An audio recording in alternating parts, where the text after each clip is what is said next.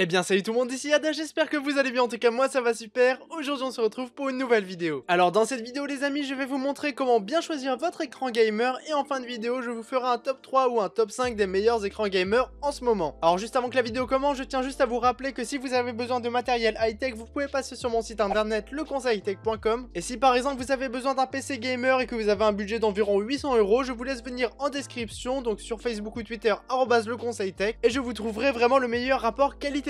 Maintenant que tout ça est dit, on peut commencer avec la vidéo. Alors en premier lieu, nous allons commencer par la taille d'écran, car c'est un point très important sur un écran. Alors généralement sur le marché, sur les écrans gamer, vous retrouvez entre 24 et 34 pouces. Vous pouvez avoir en dessous évidemment donc 19, 22 pouces, mais si vous rajoutez 10 € en général vous passez à 24 et le confort de jeu est vraiment différent. Donc de manière générale vous retrouverez sur le marché des écrans 24 pouces mais aussi des écrans 27 pouces. Alors pour vous donner une petite idée, 24 pouces ça fait environ 60 cm et 27 pouces ça fait 68 cm. Et croyez-moi que 8 cm de plus sur un écran, on peut voir énormément la différence. Donc pour résumer concernant la taille, prenez 24 ou 27 pouces, pas plus pas moins. Après si vous voulez plus c'est aussi possible mais vraiment pas moins de 24 pouces. Mais si vous voulez plus, il existe vraiment des écrans incurvés, mais vraiment des énormes écrans, donc justement du 34 pouces. Et grosso modo, c'est un énorme triple screen. Ensuite, pour ce qui est du format de l'écran, donc je vous conseille de prendre un écran 16 neuvième, car de nos jours, on retrouve vraiment que ça sur le marché, et pour jouer aux jeux vidéo, il faut du 16 neuvième. Ensuite, au niveau de la résolution d'écran, vous connaissez un petit peu, je pense, donc il y a la HD, la Full HD, la QHD et tout ça jusque la 4K. Évidemment, plus vous prenez en gamme, plus ça va vous coûter cher. Mais après, si vous comptez passer des heures devant votre écran, je vous conseille vraiment de prendre un écran avec une grosse résolution. Alors moi je vous conseille vraiment de prendre au minimum un Full HD, donc du 1920 par 1080. Donc ça vous pouvez vraiment retrouver aux alentours de 130 € et c'est convenable pour un écran. Après si vous avez un petit peu plus de budget, vous pouvez passer à la 2K, donc la QHD net, qui sur le papier mais aussi en vrai est 2 fois supérieure à la Full HD. Et enfin si vous avez vraiment le budget, bah prenez un écran 4K, mais je vous conseille pas forcément, tout simplement parce que je pense que c'est trop cher pour ce que c'est actuellement, car c'est une technologie qui se développe et qui va baisser au fur et à mesure des années. Ensuite dans les écrans vous pouvez retrouver différents types de dalles, donc les TN, les IPS ou les VA. Et pour le gaming, il faut une dalle qui soit très réactive, qui a un bon angle de vision, une excellente contraste et une colorimétrie excellente aussi. Donc pour faire simple, on va pas passer par 4 chemins, donc je vous conseille vraiment de prendre une dalle IPS pour le gaming. Ensuite, un autre point très important et primordial dans le choix de votre écran, c'est le temps de réponse. Alors pour faire simple, c'est comme le ping, plus il est bas, mieux c'est. Alors pour le gaming, le minimum à prendre c'est du 5 ms, après vous pouvez vous rapprocher d'un ms si vous le voulez, mais à l'œil nu on voit pas forcément la différence. Alors maintenant nous allons parler du rafraîchissement des écrans. Alors souvent quand vous voulez acheter un écran, vous pouvez voir dans les caractéristiques que vous avez un taux de rafraîchissement de 60 Hz, de 120 Hz, voire plus. Mais voilà, on ne comprend pas forcément ce que ça veut dire et si c'est important. Alors je vous le dis dès maintenant, oui c'est important d'avoir un bon rafraîchissement sur votre écran. Pour faire simple, plus il est élevé, plus le confort sera élevé lui aussi. Alors pour ce qui est du gaming, prendre 60 Hz c'est le minimum mais c'est suffisant. Mais après si vous voulez faire des choses en 3D par exemple, je vous conseille de prendre au minimum un écran LCD 120 Hz. Car pour faire de la 3D c'est vraiment mieux d'avoir le double au niveau des Hz. Après attention parce que vous pouvez très bien acheter un écran 144 Hz avec un PC qui en vaut 500. Donc déjà ça serait dommage puisqu'un écran 144 Hz ça tourne au niveau des 300 €. Mais aussi il est possible que votre carte graphique ne supporte pas les 144 Hz et que vous ne puissiez pas exploiter votre écran comme vous le voulez. Alors pour résumer, pour ce qui est du gaming, prenez au minimum 60 Hz et si vous le pouvez, prenez au-dessus de 100 Hz. Et pareil pour les PC portables gamers, ça marche de la même façon. Un PC vers 1200 €, donc par exemple je pense au HP ou Men, ils auront des écrans 144 Hz et vraiment le confort de jeu est optimal. Et aussi pour une utilisation quotidienne, hein. Attention je parle du gaming mais vraiment avoir un bon écran c'est primordial pour un confort optimal sur votre ordinateur. Donc maintenant je vais rapidement vous parler de la G5 de Nvidia et de la Free 5 de AMD. Alors généralement vous pouvez avoir une des deux spécifications sur votre écran gamer, mais après si on ne se penche pas sur le sujet, on fait pas forcément attention à ce que ça veut dire. Alors pour faire simple, dans les deux cas ça va synchroniser le rafraîchissement de votre écran avec le rafraîchissement de votre processeur graphique qui lui se trouve dans votre ordinateur, et c'est en faisant cela, donc une bonne coordination, que votre écran sera plus fluide car tout simplement il sera bien synchronisé avec votre PC. Et pour tous ceux qui jouent souvent à des FPS, donc justement c'est vraiment très bien de prendre un écran qui a ce genre de spécifications. Donc pour le coup j'ai pas forcément de préférence, donc je vous laisse choisir celui que vous voulez. Et moi je vous propose tout de suite de parler des connectiques sur les écrans pour clôturer cette vidéo avant de faire le top 5. Alors les connectiques les plus connues c'est généralement les VGA et les HDMI. Donc VGA ça se fait de moins en moins tout simplement parce que c'est voué à disparaître. Et les ports HDMI on en retrouve absolument partout, donc sur les télés, sur les Xbox, sur les PC, sur les écrans gamers. Et c'est vraiment le port qui est pour le moment le plus démocratisé. Après je n'oublie pas le DV DVI qui est aussi très fréquemment présent sur les écrans, mais cette fois-ci c'est uniquement une sortie numérique. Et enfin le petit nouveau, donc c'est le DisplayPort qui, tout comme l'HDMI, est capable de transporter l'audio comme la vidéo. Alors sur votre nouvel écran, je vous conseille d'essayer d'en avoir au moins 3, donc le DisplayPort, l'HDMI et le DVI. Et après, si vous pouvez prendre 2 HDMI par exemple, vous pouvez aussi, tout simplement parce que ça sera plus pratique par la suite. Donc les amis, j'en ai terminé avec cette vidéo. Maintenant on va passer avec le top 5 des écrans. Alors ce top va être très rapide, donc tout simplement je n'ai pas à rentrer dans les spécifications car maintenant vous connaissez tout au niveau des écrans. Donc en numéro 5, si vous voulez un écran pas cher, donc je vous conseille le BenQ qui s'affiche à l'écran. Alors au niveau de la qualité, on est en Full HD et du 24 pouces, et BenQ est très reconnu pour les écrans gamers. Donc là c'est vraiment le numéro 5, le basique, donc le 60 Hz, le 24 pouces si vous voulez vous faire par exemple un double screen. Ensuite en quatrième position, je vous mets un écran HP cette fois-ci qui est un écran 27 pouces. Alors ce HP est un écran gamer qui a vraiment tout ce qu'il faut, donc 27 pouces, Full HD,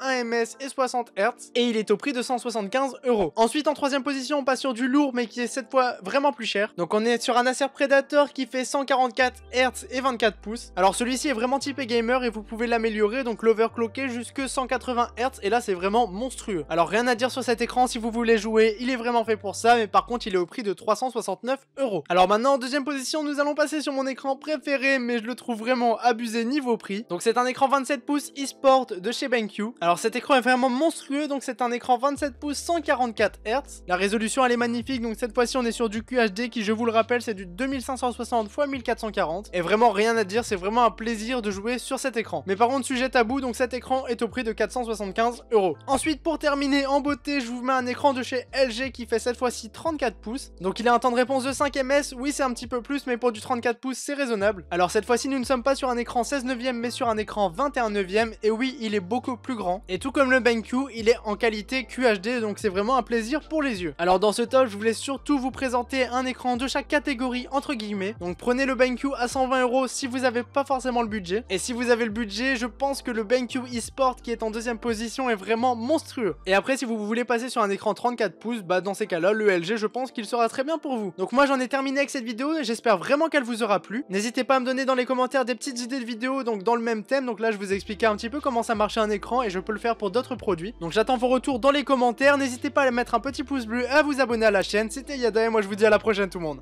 Salut!